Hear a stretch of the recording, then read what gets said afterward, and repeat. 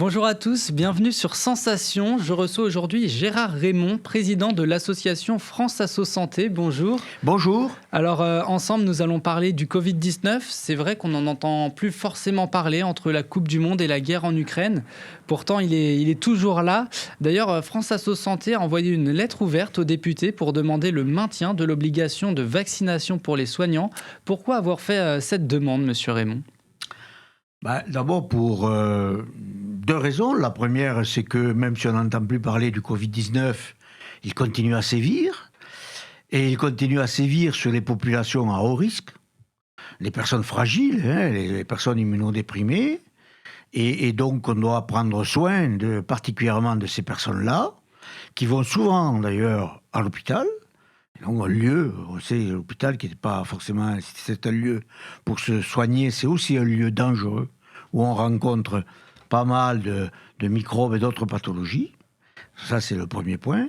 Et le deuxième point, c'est parce que France Asso Santé, c'est l'Union nationale des associations agréées du système de santé, qu'à ce titre-là, nous sommes un acteur du système de santé, qu'il est de notre devoir de participer à l'évolution et à la vie du système de santé, et que nous avons considéré que, en étant les représentants des usagers de la santé, des citoyens, il était bon de rappeler certaines règles de précaution et de protection d'un ensemble de notre communauté.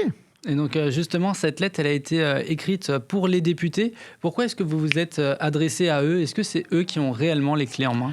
Parce que nous sommes dans un pays, une république qui fonctionne effectivement avec des instances qui prennent des décisions. Certes, la représentation nationale, les députés, et les débats ont eu lieu, que ce soit au Sénat ou que ce soit à l'Assemblée nationale, sur ce sujet-là, que les députés s'appuient effectivement sur des décisions ou des propositions ou des avis de la Haute Autorité de Santé et d'autres comités scientifiques, mais ils doivent aussi s'appuyer sur les structures reconnues comme des acteurs de la santé publique, comme France Asso Santé. Est-ce que vous êtes soutenu, que ce soit par les autres associations, par les soignants par exemple, dans votre lettre ? Est-ce qu'ils estiment que c'est la bonne décision ? Le débat est ouvert et on sait très bien qu'effectivement, c'est normal. On est dans un pays de liberté, c'est normal qu'effectivement, certains considèrent que ce débat est dépassé, que la vague du Covid est derrière nous, que les vaccins sont ceci, cela. Est-ce que c'est un vaccin ou pas ? Peu importe, le débat continue. Il n'empêche que, globalement, et très majoritairement, l'ensemble des professionnels de santé sont avec nous et reconnaissent effectivement la pertinence de notre proposition. Et donc, au seuil de l'hiver, le système de santé est confronté à une double contrainte, à la fois les tensions des personnels soignants dans les hôpitaux, mais également la reprise attendue de l'épidémie de Covid-19. Pourquoi est-ce que vous évoquez aujourd'hui une reprise du Covid ? Oui, il y a une reprise du Covid, et il y a aussi, méfiez-vous, on n'en parle pas beaucoup, une reprise de la grippe. Et on parle de la bronchiolite, effectivement, pour les jeunes aussi. Et donc on voit bien qu'on a, à l'heure actuelle, une recrudescence de l'ensemble de ces pathologies saisonnières qui est préoccupante. Et donc, rajouter encore une fois de plus sur un hôpital qui est sous tension, mais pour bon nombre de raisons, il faudrait faire une autre émission là-dessus, des nouvelles hospitalisations sévères pour des personnes atteintes de Covid, et ces personnes-là sont des personnes fragiles, immunodéprimées, ça nous paraît évidemment un petit peu dangereux. Donc, bon, pourquoi effectivement, faire prendre plus de risques à ces personnes-là en acceptant que des personnes non vaccinées, dans le cadre du personnel soignant, soient au sein des hôpitaux. D'ailleurs, on a évoqué le personnel soignant. On entend souvent qu'on manque de médecins dans les hôpitaux.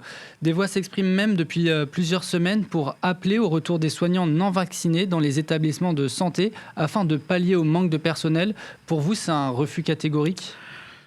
Ouais, je pense qu'il faut savoir de ce quoi on parle. D'abord, le nombre de médecins qui manquent, il manque aussi dans le libéral.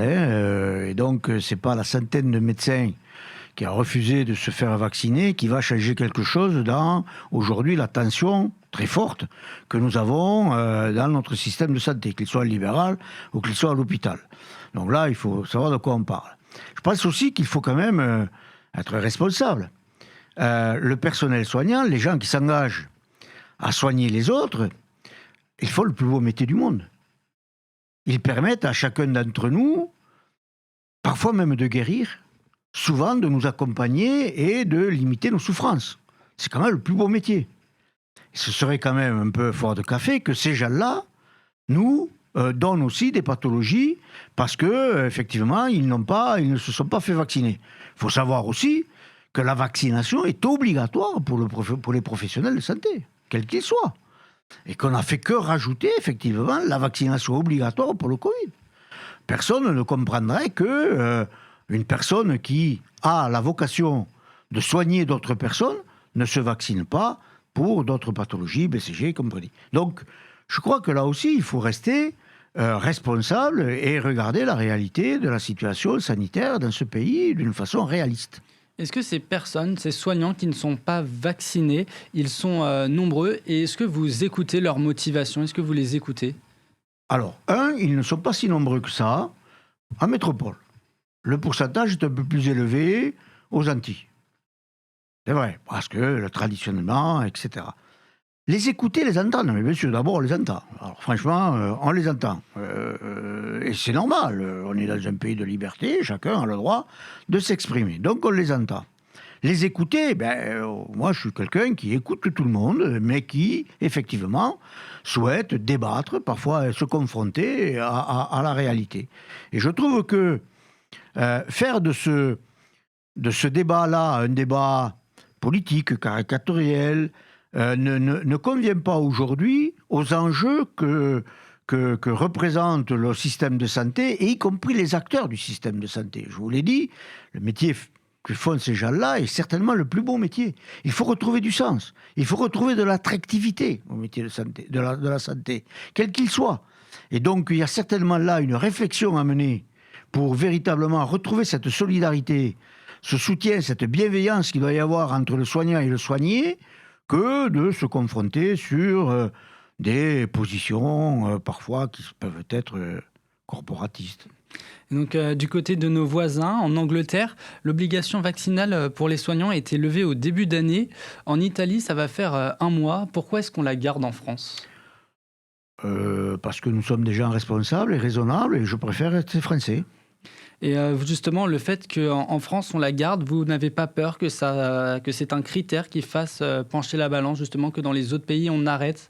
Vous n'avez pas peur que l'État français suive le chemin de ses voisins européens ? Mais peut-être que demain, l'État français suivra le chemin des Européens, mais à ce moment-là, il faudra qu'il nous démontre effectivement, scientifiquement, que ces personnes-là, d'abord, ont une vraie mission de leur profession, et ensuite ne portent aucun risque auprès des personnes fragiles qui vont à l'hôpital.